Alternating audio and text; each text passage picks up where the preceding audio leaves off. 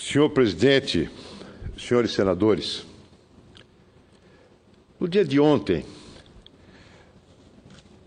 enquanto o petista André Vargas tinha o seu mandato cassado na Câmara dos Deputados, petista importante, de alto calibre, dirigente nacional do partido, vice-presidente da Câmara, cassado por corrupção, com apenas um voto contrário. Enquanto isso ocorria, o presidente Lula fazia um discurso, aqui em Brasília também, abordando, entre outros temas, além das inevitáveis referências à sua história pessoal, que eu respeito, discorria sobre a origem e a trajetória do seu partido e tratava do tema da corrupção. Falou com a verve de sempre, recorrendo a imagens de fácil compreensão, e acredito até que, no final do seu discurso, se refere, talvez de uma maneira inapropriada, para um líder da sua importância, a papel higiênico. Discurso sobre papel higiênico, uma reunião daquelas, é como falar de corda em casa de enforcado. Mas ele, no que toca à corrupção, adotou uma linha que vem sendo, em primeiro lugar, a linha sua, em segundo lugar, a linha do PT. A linha do PT, vincular a corrupção ao financiamento de campanha. Essa tem sido a constante que o Partido dos Trabalhadores, em todos os seus níveis, do mais modesto dirigente até a presidente da República, repete. Corrupção é fruto do financiamento atual, das regras atuais de financiamento de campanha. Não é fruto de infringência do Código Penal, da nomeação de gente incompetente, inadequada, de gente de maus antecedentes, não é o resultado da falta de controle, não é o resultado do loteamento da administração pública entre partidos políticos para obter apoio político e apoio parlamentar. Não, são as regras eleitorais. Como se esse Baldusco, assessor de um diretor da Petrobras, que confessou ter desviado apenas ele, 100 milhões de dólares, fosse candidato a alguma coisa.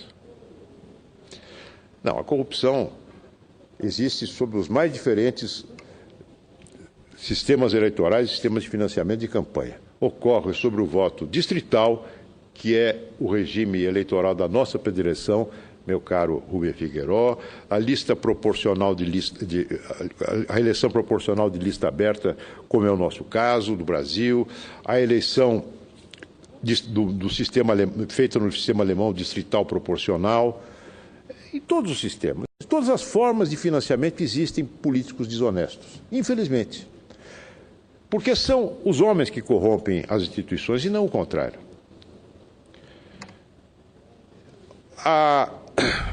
No exame das declarações, da declaração de despesas da campanha da presidente Dilma, aparece lá uma despesa, um pagamento do PT a uma empresa produtora de eventos, organizadora de eventos. 24 milhões de reais.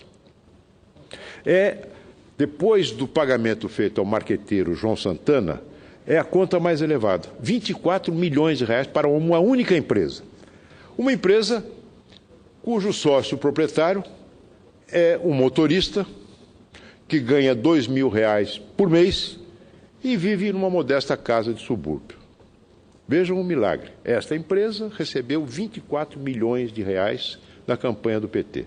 Uma empresa que, aliás, presta serviços e tem entre seus clientes os Correios e a Petrobras. Uma empresa cujo outro proprietário, esse que assumiu agora a direção efetiva da empresa, já havia sido multado por ter recebido dinheiro sujo do celebérrimo Marcos Valério. As coisas acabam se concatenando. Ora, o pagamento de 24 milhões dessa empresa pode perfeitamente sugerir que dinheiro legal, dinheiro de origem legal legítima, arrecadada pelo PT, declarada na sua prestação de contas, migrou via esta empresa para compra de votos, compra de apoio, para financiamento ilegal de políticos. É uma modalidade de sujar dinheiro limpo, como há também empresas que se especializam em limpar dinheiro sujo. E o presidente Lula afirma que o PT não é a única agremiação que recebe financiamento das empresas, de empresas. Não, não é. Hoje, a legislação brasileira permite que, dentro de determinados limites, as pessoas jurídicas participem do financiamento de campanhas eleitorais. Aliás, a legislação brasileira permitiu essa modalidade de financiamento como sugestão da CPI do PC Farias, que resultou na cassação do presidente Collor, no impeachment do presidente Collor. Porque concluiu aquela comissão que era melhor que esses financiamentos fluíssem de maneira legal, sob o escrutínio da sociedade e do Tribunal Regional Eleitoral, do que irrigarem as campanhas por baixo do pano, no Caixa 2. O fato é que a legislação atual permite. Mas o nosso problema, o problema do PT, o problema da corrupção política no Brasil, não advém, nessa escala que tomou no governo petista, do financiamento de campanha. A corrupção nesse governo é uma estratégia de manutenção no poder. É uma estratégia, é uma modalidade de exercício do poder, de compra de votos no Congresso Nacional e compra de apoios políticos. O mensalão é isso, o petrolão é isso. Não se trata de um fenômeno isolado, de um fenômeno parcial, de algo que ocorreu na história de uma administração. Não, é consubstancial à forma como o PT tem exercido o poder desde da ascensão do presidente Lula. Ele também, no seu discurso, meus caros colegas, enaltece o rigor com que o governo atual vem fiscalizando a atividade do governo, do seu próprio governo, os mecanismos de controle que, segundo ele, distinguem a sua gestão e a gestão de sua sucessora. Acontece, senhores senadores, que isso ocorreu 2 ou 3 dias depois desse discurso, 2 dias depois em que o ministro Age, da Controladoria Geral da União, anuncia o seu afastamento do cargo, concluindo no seu discurso, ele que é um homem de bem, um homem correto, que os sistemas de controle das empresas estatais são extremamente frouxos e deficientes, depois de 12 anos do governo petista.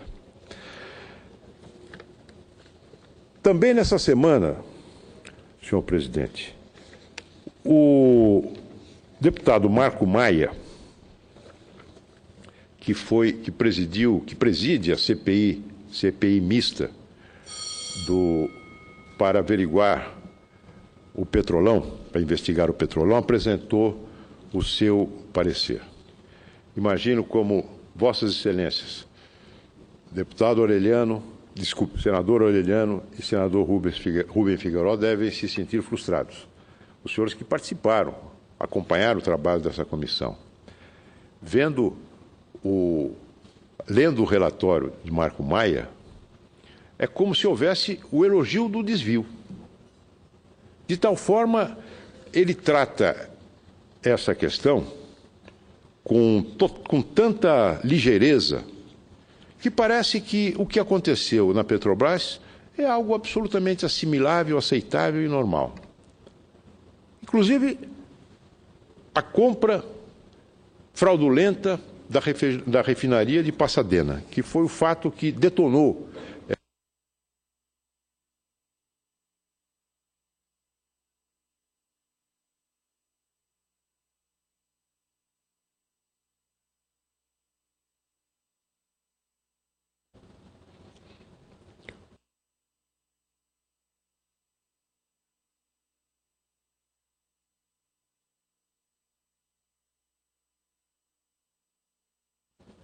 Eu tenho dificuldade também com essa engenhoca, senhor presidente. No relatório do deputado Marco Maia, nós encontramos o seguinte, a respeito da Operação Pasadena. Cito, mesmo que tenha havido pagamento de propina a diretores da Petrobras, mesmo que tenha havido, conclui-se que a aquisição de Pasadena ocorreu dentro das condições de mercado da época. Vejam, Vossas Excelências, mesmo que tenha havido. Ora, o diretor Paulo Roberto Costa confessou, no âmbito da sua delação premiada, que houve pagamento de propina. O Tribunal de Contas da União viu nessa operação um prejuízo de 792 milhões de dólares à companhia. Essas são as condições de mercado perfeitamente aceitáveis na opinião do relator, o petista Marco Maia. Vejam, Vossa Excelência, a que ponto chegamos. O relator, aparentando rigor, é favorável ao indiciamento de 52 envolvidos. Podem os senhores procurar, compulsar as páginas do seu relatório para verificar se encontra o nome de um sequer desses 52 envolvidos, cujo indiciamento ele recomenda. Ninguém. 52 envolvidos. Quem? Não diz. Ele sugere apenas, o que é óbvio, que o Ministério Público e a Polícia Federal apurem, entre aspas, a efetiva responsabilização dos envolvidos. É óbvio que o Ministério Público e a Polícia Federal têm essa missão. E a missão de uma comissão de inquérito é exatamente fornecer elementos para que o Ministério Público possa ajuizar as ações competentes. Mas estes elementos ele não os fornece. Por quê? Porque a direção dessa comissão, do PT e da maioria que o sustenta no Congresso, não querem apurar coisíssima nenhuma. Não queriam. Todos se lembram que nós só conseguimos instalar essa CPI depois de uma luta ingente aqui no plenário e no Supremo Tribunal Federal. Depois de termos ouvido aqui no plenário do Senado a sucessão dos líderes governistas, dos senadores governistas, defenderem a operação de Pasadena, mesmo depois que a presidente Dilma tivesse afirmado que, se soubesse das condições ruinosas daquela operação, ela não teria consentido na sua realização. Na verdade, senhor presidente, o que nós temos nesses últimos dias é a confirmação de que, apesar da opinião pública, numa pesquisa realizada pela Datafolha, tenha apontado uma proporção altíssima dos entrevistados, 68%, da responsabilidade da presidente Dilma na corrupção que existe na Petrobras, apesar de saltar aos olhos de todos que, quando o Procurador-Geral da República fustiga no seu discurso uma administração desastrosa da Petrobras, ele está, evidentemente, colocando em causa também aquela que foi, durante 8 anos, a presidente do Conselho de Administração.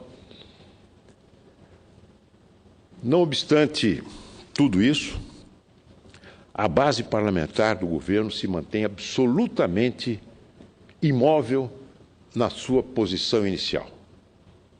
Nada viu, nada aconteceu, é tudo normal. E o presidente Lula, no seu discurso de ontem, vem agora na sua posição, na sua condição de tótem desta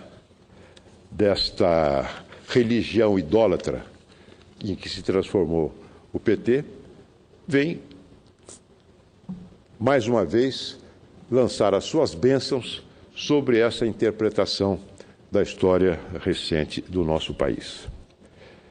Meus caros colegas, eu tenho todas as razões de compartilhar com a visão pessimista, a visão, não diria propriamente pessimista, mas a visão de quem vê com preocupação o futuro imediato do nosso país, que foi expressa ainda há pouco na tribuna pelo presidente Figueiró.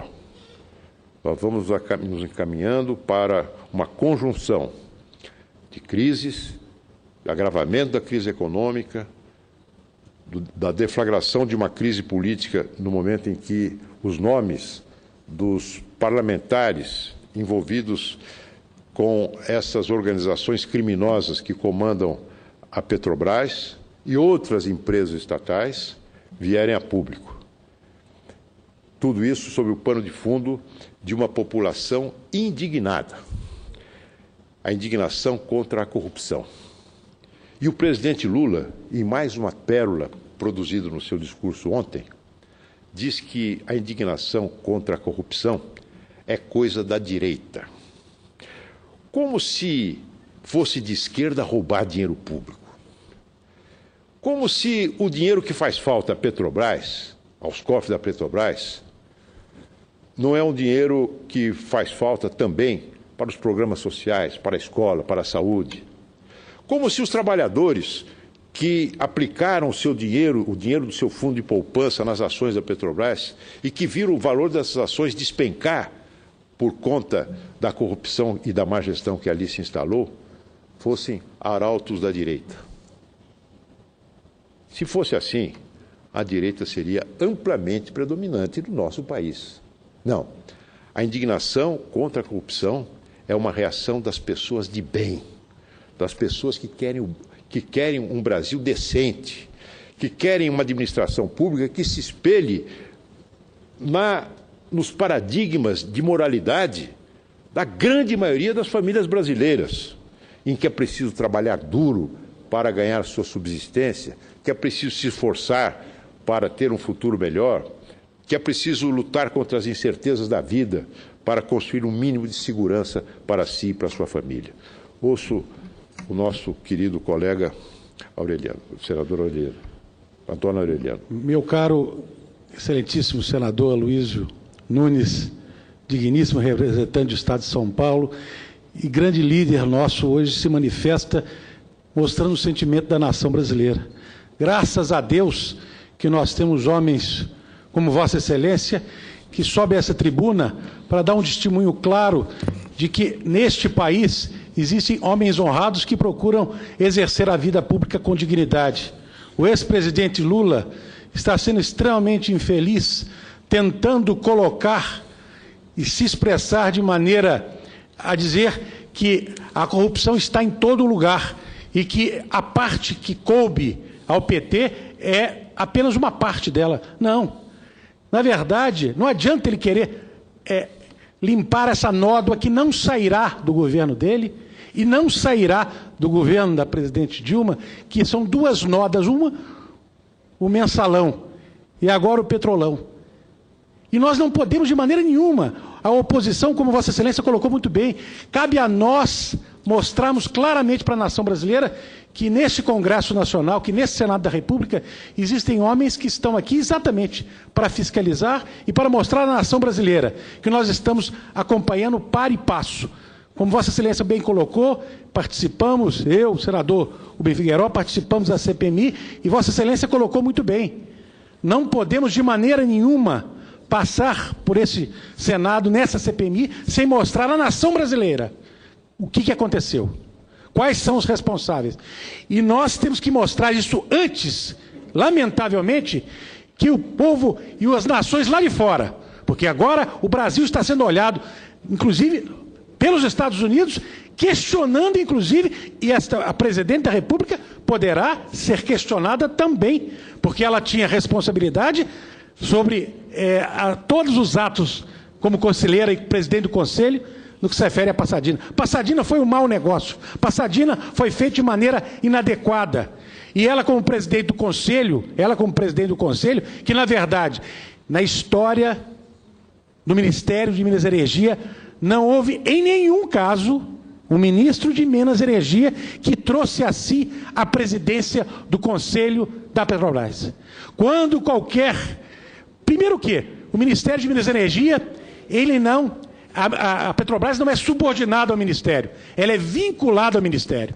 Então, ela sendo vinculada ao Ministério, trouxe a si a presidência do Conselho. Se ela trouxe a si o presidente do Conselho, ela tinha a responsabilidade de fiscalizar tudo. Então, quero dizer a Vossa Excelência, senador, líder, Aloysio Nunes Ferreira, que Vossa Excelência cumpre verdadeiramente o papel de cidadão, de senador da República e de líder da oposição, dando a demonstração que a voz não se calou, que nós lutaremos e faremos sempre uma oposição transparente, clara e mostrando à nação brasileira qual o caminho adequado a se seguir na vida pública. Muito obrigado, senador Aureliano, pelas suas palavras, pela parte que reforça a tese que nós estamos defendendo aqui, que não é a tese nem minha, nem sua, nem de Figueiró, é a tese da grande maioria do povo brasileiro. O presidente Lula subestima esse sentimento. Ele chegou a dizer, e eu me referi a isso no início do meu discurso, que daqui a pouco a oposição vai querer saber a cor do papel higiênico do Palácio do Planalto. Não, não nos interessa a cor do papel higiênico do Palácio do Planalto. Mas eu digo a Vossas Excelências que nem todo o papel higiênico do mundo seria capaz de limpar a sujeira que depositaram na Petrobras ao longo desses 12 anos. Muito obrigado.